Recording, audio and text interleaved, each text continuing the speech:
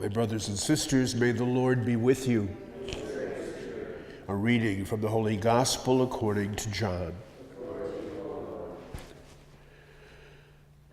When Jesus had washed the disciples' feet, he said to them, "Amen, amen, I say to you, no slave is greater than his master, nor any messenger greater than the one who sent him. If you understand this, blessed are you if you do it. I am not speaking of all of you. I know those whom I have chosen, but so that the scriptures might be fulfilled, the one who ate my food has raised his heel against me. From now on, I am telling you before it happens, so that when it happens, you may believe that I am. Amen, amen, I say to you, whoever receives the one I send receives me, and whoever receives me receives the one who sent me." The Gospel of the Lord.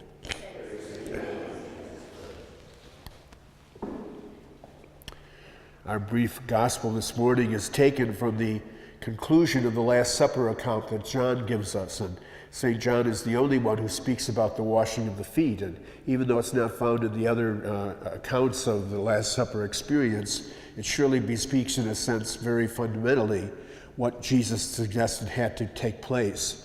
That the one who is the leader is first and foremost the servant, and no one is greater than the master, so he tells his disciples here. And of course, he says this having just washed their feet, got down on his knees, and then carrying out a gesture that a slave would do. In so doing, he's suggesting to them that's precisely the way all leadership in the church must act. We find at the conclusion of this gospel text as well, one of those 7 times that St. John incorporates that name that God gave himself to Moses at the time of his experience of the burning bush. And to make the point, it is always capitalized when it is found in St. John's account. And so he says here, so that when it happens, you may believe that, and then in capitals, I am. And of course, John is the most mature of the gospel writers, and the last gospel account to be recorded for us is surely bespeaking of the early church's understanding that this Jesus was much more than just a Messiah according to the old tradition, that he was in fact Son of God.